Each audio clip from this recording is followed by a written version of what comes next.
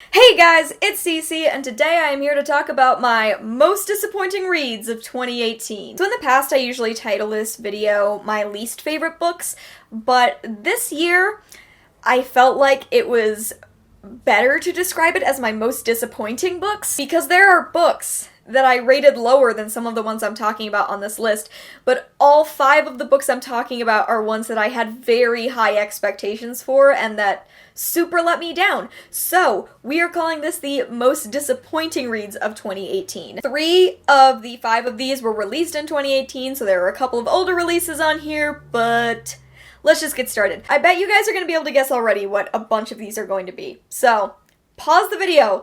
Let me know down in the comments below what you think is going to be on my most disappointing releases list, and then come back and see if you're right. I'm curious. So the first book that I'm going to talk about, coming in at number 5 on the list, is The Year They Burned the Books by Nancy Garden. I received this book as an e-arc, but it's because it was being re-released in 2019. This is actually a much older book. I think it was written in the 90s originally, and then it's just gotten a redesigned cover. I wanted to read this though because I love Annie on My Mind, which is a Nancy Garden book, and I wanted to read more queer stuff by Nancy Garden, but this book was super 90s in its politics. Basically, my ultimate problem with this book is that at the end, it is a lot of queer people apologizing to straight people for making their lives more difficult.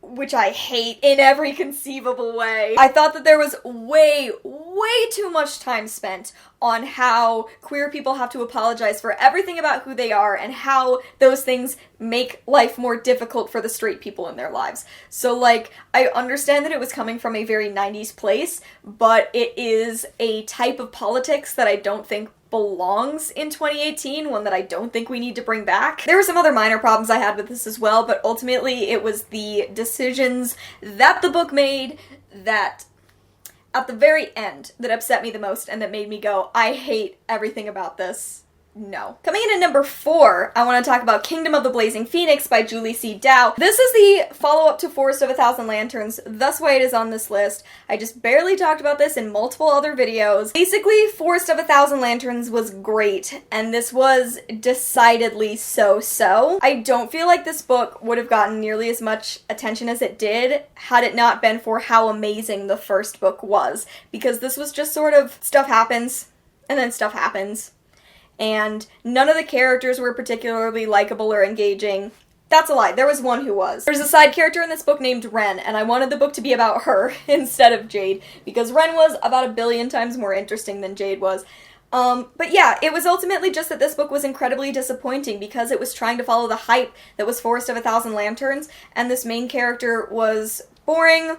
The plot just sort of happened. So yeah, that's why this is on the list. In my number 3 spot, we have The Only Harmless Great Thing by Brooke Bolander. I was very excited about this novella because I had been getting into like speculative fiction in novella form, but I don't think that this was done as well as it could have been done. It was trying to deal with these super huge, interesting concepts of the way that humans destroy things, they destroy each other out of a desire to move themselves forward. It was about the destructive nature of humanity, which is super interesting as a concept, but the problem was that didn't come through until the very end, and all of the rest was just a lot of very confusing POV shifts. I was never quite sure who was speaking, I was never quite sure what I was supposed to be gaining from each of the individual points of view. I liked the bits that the elephants were narrating, and I think that it could have benefited as a story if it had just focused on that instead of jumping between different time periods and different narrators. Like, I understand it needed those to get across that it was the full scope of the destructive nature of humankind, but those other points of view just served to be more confusing. Served to confuse the elephant narration, which is what I was there for in the first place. So, like, it was good, it got across what it wanted to get across, but you would have to read this, like, multiple times, one right after the other, to finally dissect who everyone is supposed to be and what is going on, and that I think is kind of frustrating. In my number 2 spot, we have Release by Patrick Ness. This was so hard to put on this list, but it wound up being what I had to do. So I love Patrick Ness. He's one of my favorite authors. He's written one of my favorite series of all time. Release was frustrating because exactly half of the book was amazing. So there are two storylines that you're following. The main character who, it's very like Mrs. Dalloway inspired. It's all set over the course of one day, and it's the worst day of his life.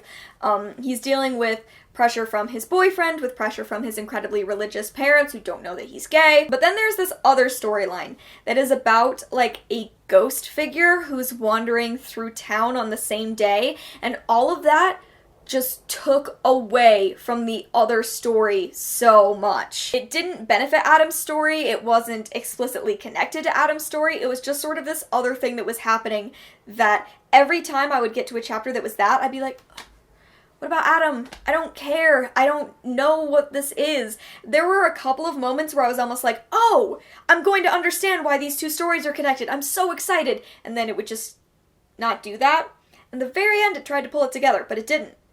It was still weird. I was still like, wait, what was the point of reading all of this? It was just unnecessarily confusing. I don't know if it was to add more substance to a book that was going to be incredibly short, considering it took place in just one day, or if Patrick Ness was aiming too high and trying to make it more complex than it needed to be. But this book, I rated like 3 stars, so it's not one of the worst rated books of the year, but it was my most disappointing because I wanted it to be amazing, and it could have been, but half of it was like awful. I would have given that half of the book 1.5 stars and the other half of the book 4 stars, and that was the most frustrating thing to me. The final book that I'm going to talk about, my number 1 most disappointing read of the entire year, is Leah on the Offbeat by Becky Albertalli. I've decided that since this is the last book I'm talking about for this video, and it has been a while since it was released, I'm going to talk non-spoilery at the beginning, and at the end I'm going to give you a warning where I'll be talking about spoilers and specifics. So Leah on the Offbeat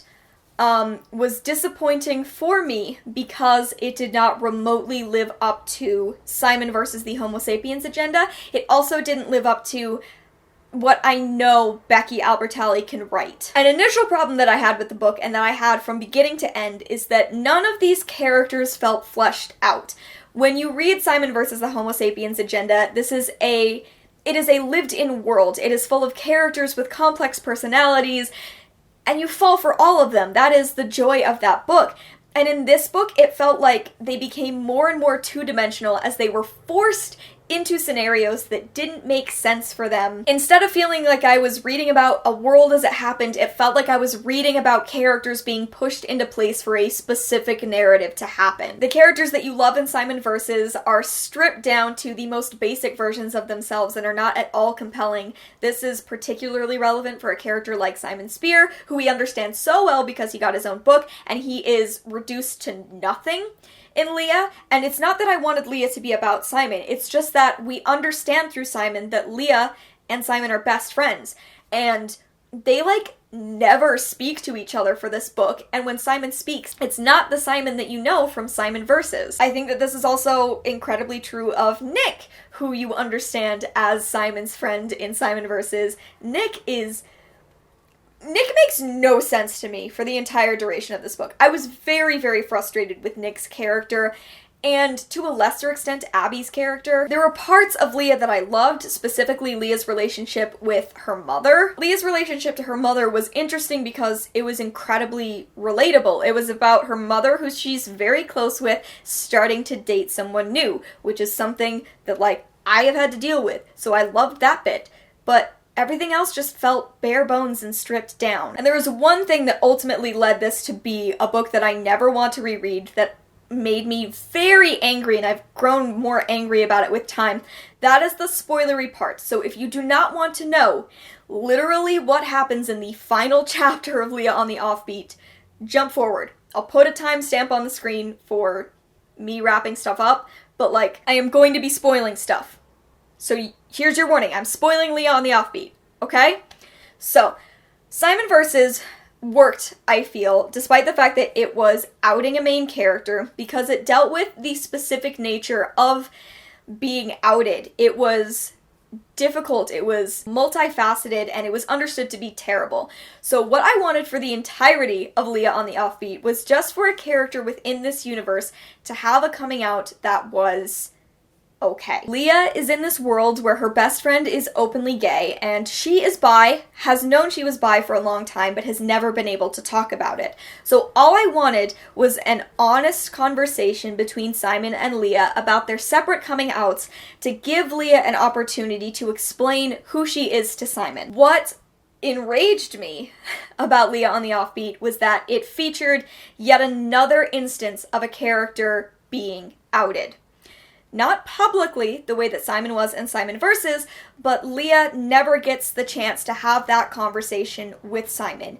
Instead, she is outed when Simon walks in on her kissing Abby. Bram also walks in on them kissing. So instead of being able to have a conversation, an honest conversation about sexuality and how their friendship has been strong and true, but Leah still hasn't been able to talk about this side of herself for some reason, that never happened. Instead, Simon walks in, outs Leah and Abby because they didn't know either of them were queer, and then everyone's just like, oh, we're all queer, the end. I hated it. I was deeply enraged by that ending, which is why it was my #1 most disappointing release of the entirety of 2018. It just disappointed me on so many different levels, and I was clinging to the parts that were good in an attempt to make up for the bad, but there were too many bad parts it was never going to be able to make up for. Okay guys, that is it. Those are my top 5 most disappointing reads of 2018. Have you read any of these books? Let me know down in the comments below whether or not you liked them. If you really loved any of these books, I'd be very curious to hear why. This is not me saying that you're not allowed to like those books, it's just me explaining why they disappointed me personally. Thank you so much for watching. I hope you enjoyed hearing me talk a little bit more, get a little bit angry, and I will see you in another video very soon. Bye!